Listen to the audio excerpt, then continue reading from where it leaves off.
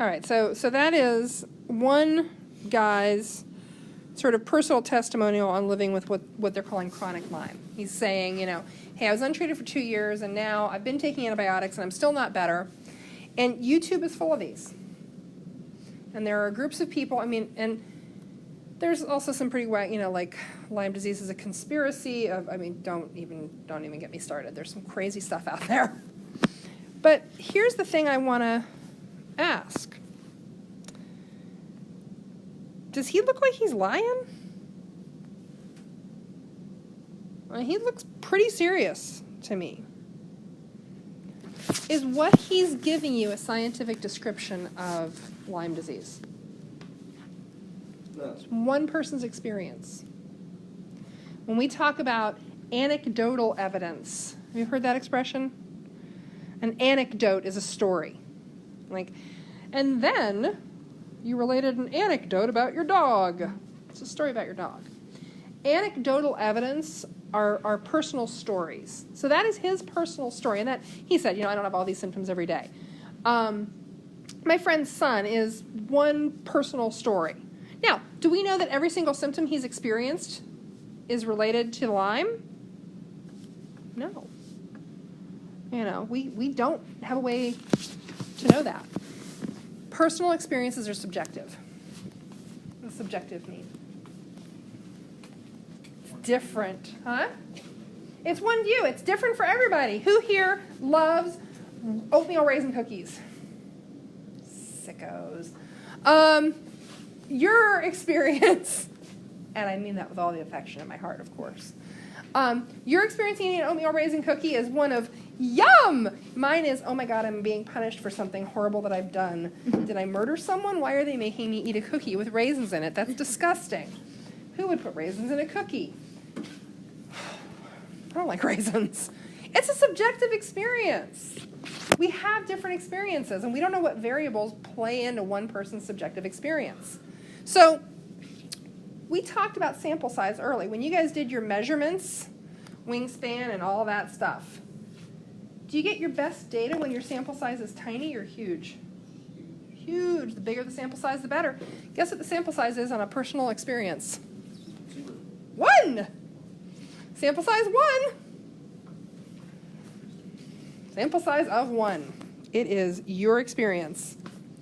So that guy describing his symptoms, his sample size for that is 1. Mrs. Miller has Lyme. She's had it for a long time. She's got, late stage chronic, whatever you want to call it. She could, actually last year she came in and talked to my class about her symptoms. What's her sample size? 1. We don't know what variables affect that person's experiences. We don't know if, that guy's headaches are caused because he has some kind of weird allergy. We don't know if he has some other disease at the same time. We don't know any of those things. We don't know what variables are affecting his experience. Well, here's the thing. When we want scientific information, we have to look at large samples.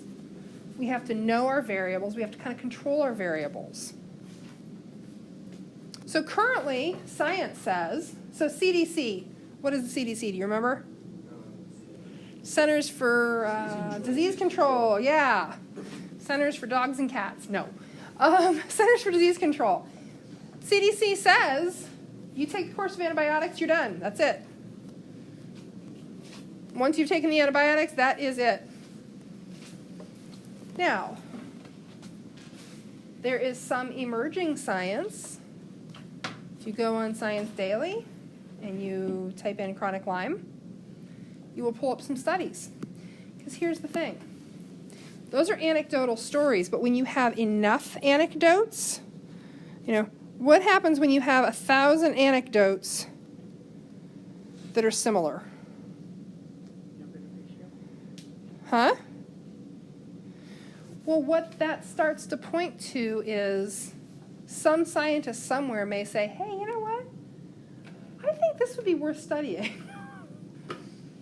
I think that this would be worth, so we're going to take these 1,000 people who all have, a sample size of 1, we're going to put them together, so now we have a sample size of 1,000, and we're going to actually scientifically look at the symptoms, do blood samples, do drug testing, do all those things. Anecdotes can lead the way to what we need to study next. Personal observations, personal experiences can lead towards where research needs to happen. Here's the other piece. Right now, science says there is no chronic Lyme, there is no long-term Lyme. But there's emerging science, and we'll say more or less. Because really no science is ever completely settled, but more or less stuff we know pretty well. When we understand something scientifically, a medical condition, how an ecosystem works, anything, we're constantly testing it, we're constantly refining what we know. What I found interesting in the articles you had about the ecology of Lyme was that several of them, there's an article from 2000 and one from 2011 and one from 2017 where somebody was looking at a piece of the same thing. That's what we do in science. We keep kind of poking at it. Sometimes when you have a whole lot of anecdotes, that's where a scientist will say, okay, well, let's figure out what's really going on here. Let's do this scientifically. But the fact is, we kind of have to lay out treatments for disease based on what we know scientifically. So there's a whole lot of stuff out on the internet. I had a friend who had been late-stage Lyme, and he swore he felt better when he ate venison. Okay. He tried to eat as much venison as possible because he said it was the only thing that made him feel better, and he was doing some weird Chinese herbal thing, and he had to go to some little store in downtown Cleveland and buy powder to straggle. I don't know what he was making. But was it scientifically based? No. Did he anecdotally say this made him feel better? Yes. Could you take 1,000 people with Lyme symptoms and feed them, 500 grams of venison per week and then look at how they all respond? Yeah, you could. Don't know that anybody's done that. But that's the difference between anecdote and science. And this is from 2015, you'll note. So, currently the scientific sort of understanding is that once you've had treatment for Lyme, that's it. You should be cured. So people who are saying, well, look, I did 6 months of antibiotics. I'm still sick. I'm still dizzy. I'm still achy. I'm still stupid. They talk about brain fog. 2015, they found that those B. burgdorferi can form what they call persister cells. They change forms. We know they're pleomorphic. And that those persister cells can then seemingly escape the antibiotic. They don't respond to antibiotic treatment. So, does that mean it's scientifically settled? Heck no. Does that mean we know how to deal with those? No. It's an emerging science, and I'd be really curious to go and see if anybody's done anything since 2015 with this. But we always learn more.